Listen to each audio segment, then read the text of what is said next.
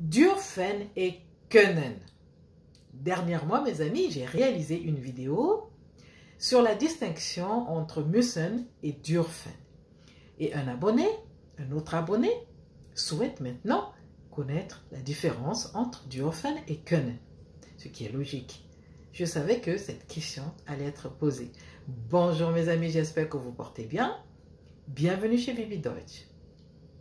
En effet, dürfen et können sont deux verbes de modalité allemand qui ont des significations similaires en ce qu'ils expriment tous deux la possibilité ou la capacité de faire quelque chose.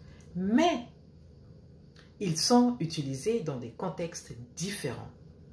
Voici la distinction entre les deux verbes. Dürfen, tout d'abord, signifie avoir la permission de ou être autorisé à.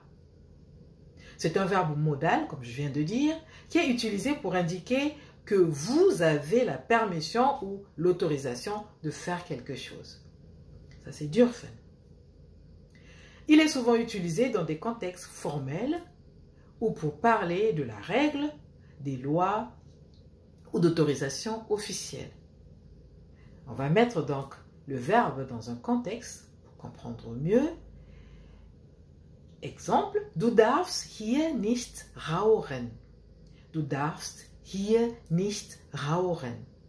Tu n'as pas le droit de fumer ici. J'espère que c'est clair pour dürfen.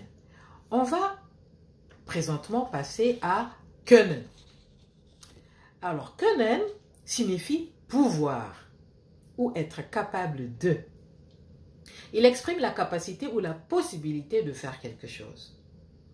Il est utilisé dans un sens plus général pour indiquer que vous avez la compétence, vous avez la capacité physique ou les connaissances pour faire quelque chose.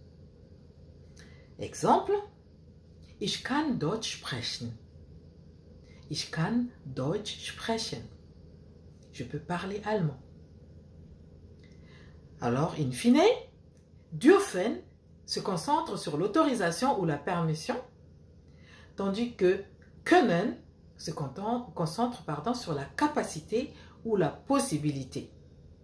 Donc, il est important de choisir le verbe approprié en fonction du contexte de la phrase que vous souhaitez exprimer.